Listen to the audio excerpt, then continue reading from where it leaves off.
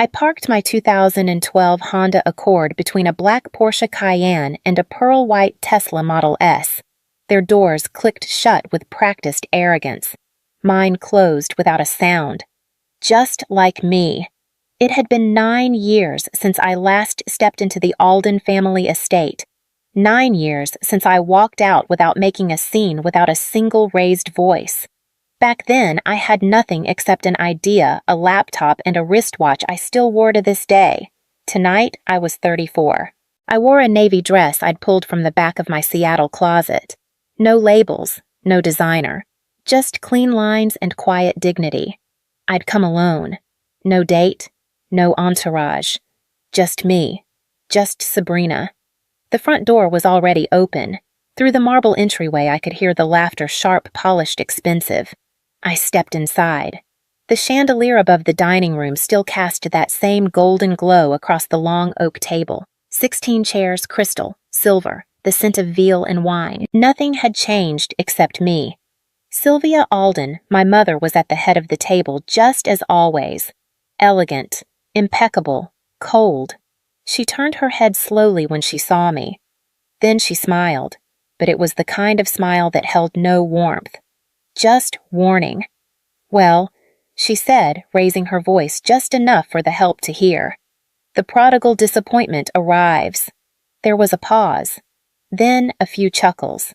From my brother Malcolm, the corporate lawyer with the perfect tie and the sharper tongue.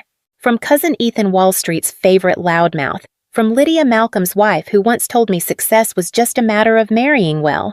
I stood there, hands at my side. And then it came. "You're an embarrassment to this family," my mother said, clear, cold, and loud. No one gasped. They just nodded silently or looked away. I didn't answer. I didn't flinch. I just walked forward and took the last empty seat between a chair no one wanted and a silver platter no one offered me. Across the table, Malcolm raised his glass. "To high standards," he said, grinning. I didn't lift mine, and no one noticed. Or maybe they did, and that was the point. I glanced down at my wristwatch. Still ticking. Still mine. And I wondered for the first time in a long time. There's a photograph somewhere in this house. It was taken on the day of Malcolm's graduation from Yale.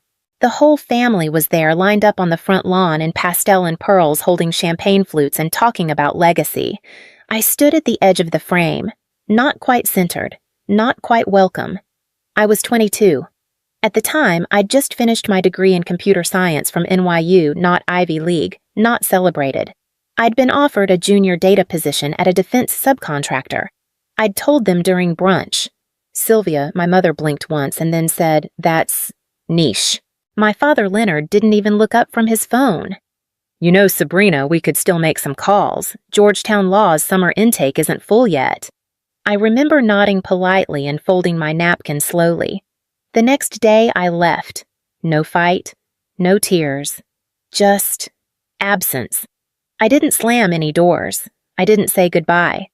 I packed my 2 suitcases and caught a Greyhound bus out of Stamford Station with a one-way ticket to Brooklyn and a dream no one believed in. That was the beginning of Arcadia.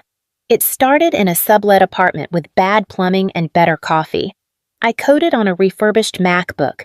I pitched to blank Zoom screens. I got told no 57 times before one woman, an ex-NSA analyst turned angel investor, saw something in me that no one in my own family ever had. She gave me $200,000 and a wristwatch, a plain leather-banded analog. She said, "You'll need something to measure time, not just hours, milestones." I wore it every day since. When I landed our first Department of Defense contract, I sent my parents a letter. Not for approval, just to tell them. Sylvia replied 3 weeks later. Typed. Signed. Short. "Don't put the Alden name on anything that might not last. No congratulations. No call." I kept the letter. I framed it. Every time a deal collapsed, I looked at it. Every time a door shut, I read it again.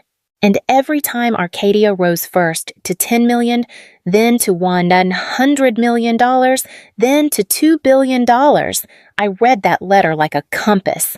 Not to guide me toward them, but to remind me how far I'd already gone.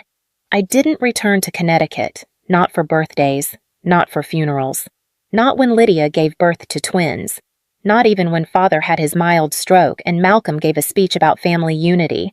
They never invited me, and I never asked. Until now. Now, sitting at their table between their smirks and their silverware, I looked across the faces that once told me I'd fail. And I remembered. I wasn't here for them. I was here for something else. Something quieter, but heavier. Something like closure. Dinner was veal. It always was. Veal with wild mushroom risotto plated on bone-white china rimmed in gold. The same set Sylvia had flown in from Milan the year I turned 17. I remember because that was also the year she forgot my birthday. I hadn't eaten veal in years. I picked at it in silence. Malcolm was, of course, mid-story, something about arbitration almost collapsing before he saved the deal. He held his fork like a gavel and his ego like a badge. Lydia, his wife, followed up with her usual timing. Youngest partner in firm history. The pride in her voice had its own chandelier. Across the table, Cousin Ethan was speaking louder than necessary, explaining to no one in particular why his portfolio manager was wrong about emerging markets. He gestured with his wine glass like he was conducting an orchestra only he could hear. Sylvia sat at the head of the table, nodding, smiling, guiding the rhythm. Like always. When she finally turned to me, she gave a thin smile and said, "Still working? In technology, dear, not tech. Not cybersecurity. Not even your company. Just working." I nodded. Still building systems. That was apparently enough to invite more interest. Ethan leaned across the table and asked what kind apps, websites, the crypto stuff. I could have told them that Arcadia's infrastructure handled 15% of the federal government's secure cloud traffic. I didn't. Before I could answer, Malcolm jumped in reminding everyone how I used to stay up all night in front of a Dell desktop as a kid. Sylvia added, "We thought it was a phase." Lydia chimed in next, still sawing at her veal. She asked if I had a team now or was I still doing it all solo. Arcadia had 200 employees and a new office in Tokyo. We were preparing a bid for NATO, but I kept it simple. No, I have help. Malcolm's smirk curled. Eventually, everyone needs a real career. The laughter that followed was soft, polished, surgical. Sylvia stepped in, her voice dipped in diplomacy. Sabrina's always carved her own path. That word again. Different. Outlier. Other. Not one of us. Malcolm raised his glass with mock warmth. To the rebels in the family. May they find their way back before it's too late. I didn't lift mine. Instead, I looked down at my watch. Still ticking. Still mine. Ethan, ever opportunistic, leaned in again. He said his firm was getting serious about investing in startups and that I could pitch something if I wanted. "Happy to give your little project a shot," he said with a wink. Little project. I met his eyes and said simply, "It's not little." He laughed. "Oh yeah, then why haven't we heard of it?" I let a pause stretch. Then answered quietly, "Maybe you weren't listening." The table stilled. Lydia let out a sharp, surprised laugh. "She's got a bite," Sylvia chuckled, reaching to top off someone's wine. "We're just teasing, darling. It's all in good fun." But it wasn't. Not for me. It never had been. They just never noticed. Dessert was served fig tartlets with lavender honey and creme fraiche. I didn't touch mine. Malcolm was midway through a story about depositions in Miami when a soft knock echoed from the entryway. A moment later, Jillian, my assistant, appeared in the dining room. She never wore black unless I asked her to. Tonight, she wore black. She approached with steady steps, ignoring the startled glances, and leaned down beside me. "I'm sorry to interrupt, Ms. Alden," she said softly, her voice barely above a whisper, "but the jet is ready. The pilot's requesting final confirmation for Tokyo. They'll need to file the flight path within the hour." The fork slipped from Lydia's hand. It clattered onto her china plate with a dull ring. I didn't flinch. "Thank you," I said, reaching for my cloth napkin. "Tell Captain Reyes we'll proceed as scheduled. Stop over in San Francisco for the board vote. I'll join the call en route." Jillian nodded once turned and left as quietly as she had come. Silence. Not awkward silence. Not confused silence. Dead silence. the kind that settles like dust after something breaks. Ethan blinked slowly. Malcolm's jaw twitched. Sylvia sat straighter as if posture could anchor her to a reality that was slipping fast. "Jet," Malcolm said finally. I dabbed the corner of my mouth with the napkin. "Gulfstream. We use it for intercontinental meetings. Arcadia closed a Tokyo partnership last quarter." "Arcadia," Ethan echoed. "My company," I said simply. Sylvia narrowed her eyes. "You have a jet?" "I have a company," I corrected. "The jet is just efficient." Malcolm tried to laugh, but it came out as a choked sound. "So what are you saying, that you're running some kind of real operation?" I reached into my bag, pulled out my phone, and opened the Bloomberg app. "Here," I said, sliding it across the table. Headline: Arcadia Cloud secures $900 billion defense infrastructure contract with Department of Homeland Security. My photo taken during our press conference in D.C. was featured beneath it. Ethan leaned forward. "That's you?" I nodded. No flourish, no explanation. Sylvia reached for the phone but didn't touch it. I watched her hands tremble just slightly. "Why didn't you tell us?" she asked, voice thin. Would it have mattered, I asked. The room stayed still. No one reached for their tartlets. Even the air seemed to hesitate. I looked down at my watch. Still ticking. Still mine. Malcolm was the first to speak, or rather to challenge. His voice had that familiar edge, the one he used in court when cornered. He pointed stiffly at my phone and said the article could be exaggerated. I looked at him, tilted my head. "You think Bloomberg inflates federal defense contracts?" He didn't answer, just looked away. Across the table, Ethan was still reading, his lips moving, as he took in each headline like they might change if he stared long enough. I watched his face shift as the numbers landed. Arcadia's global footprint. Our contract values the recent valuation. $5.8 billion, he murmured, like the words burned going down. "No," I said gently. "We crossed 6 last month." Lydia's hand trembled as she reached for her wine. She missed the glass. Sylvia still hadn't spoken. She was sitting straighter now, like posture might anchor her to some version of control. Her eyes stayed fixed on the table, on the space where my phone had rested. Then she asked very softly, "You built this alone?" "Not alone," I replied. "Just not with any of you." Malcolm gave a dry laugh, forced and brittle. He said something about family, about how I should have told them, that we could have helped, that we were blood. But I remembered too well the meeting he'd had with Father when I was 25, the one where he called me a liability and advised they keep my name off the Christmas newsletter. I didn't raise my voice. I just told him, "You thought I was bad for the Alden brand." I listened. Sylvia finally looked up. "Families say things they don't mean." I took a folded piece of paper from my wallet, creased but carefully kept. I slid it across the table toward her. Her letter from 3 years ago. Typed, signed, cold. "You told me not to put the Alden name on anything that might not last." She didn't touch it, just stared. Ethan leaned in, suddenly eager. He talked about how his firm was exploring tech, mentioned possible collaboration, networks, capital.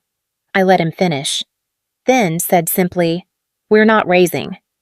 Lydia jumped in next, trying to soften things. She said if they'd known, maybe things would have been different. Maybe they would have supported me. I looked at her. Not angry, just tired. "They were different," I said, "just not for me." Sylvia finally reached toward the letter but stopped halfway, her hand hovering. I watched her hesitate, not because of what I'd become, but because touching that letter meant admitting she'd written it. My phone buzzed in my bag. Jillian, on time. I stood, folded my napkin, and placed it beside the untouched dessert. "I have a board vote in 6 hours. We're bidding for a NATO contract."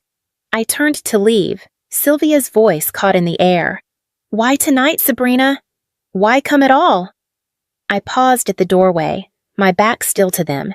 Then I said, to see if anything had changed. I turned to face them one last time. "It hasn't." I stepped into the hallway. Behind me, the dining room held its breath like a stage after the curtains dropped, but the actors still don't know what to do. Then the scramble began. Malcolm was first, always the quickest to pivot. Sabrina, wait. Maybe we should talk investments. If Arcadia is expanding, there could be alignment. Strategic partnership. I turned halfway, just enough for him to see my face. You mean now that you believe I exist? He said nothing. Ethan followed. Hey, listen, I've always believed in you. I mean, I knew you were smart. I just didn't realize... He trailed off. You didn't realize I stopped needing your approval years ago. I finished for him. Lydia offered a small smile, polished and practiced. If you're ever hiring, I've actually been exploring tech-adjacent fields. I looked at her for a moment. She used to laugh when I tried to explain what I did. She once told a family friend I worked with screens. Can you name one programming language? I asked. Her mouth opened, then closed. She looked away. And then, at last, Sylvia rose from her chair. She walked toward me slowly, each step more about control than grace. You're angry, she said. I understand. But don't let pride close doors that family can help keep open. That word again. Family. You had 9 years to open a door, I said. You chose to paint it shut. Sylvia's voice softened almost maternal. You're still in Alden. That means something. It means everything to you, I said, and nothing to the world I built. She flinched, just slightly, but I saw it. She reached out to touch my arm maybe, to pull me back in by instinct. I stepped away. Don't, I said. This isn't a fight. This is a line. My phone buzzed again. Jillian. Time. I pulled on my coat. No rush, no drama. Just finality. As I reached the front door, I turned one last time, not to them, but to the house, to its stillness, its weight. You always thought I left because I failed, I said. But I left because I finally understood I didn't need to pass your tests. I made my own rules. Then I opened the door. Outside, the car waited engine quiet driver already standing beside it. The air was cold, but for the first time in years, it didn't reach me. The wind caught the edge of my coat as I stepped outside. The car was already warm. The driver nodded, took my bag without a word. Jillian had chosen him well, efficient, invisible, precise. Behind me, I could hear the front door creak slightly. It didn't close. They were still watching. Of course they were.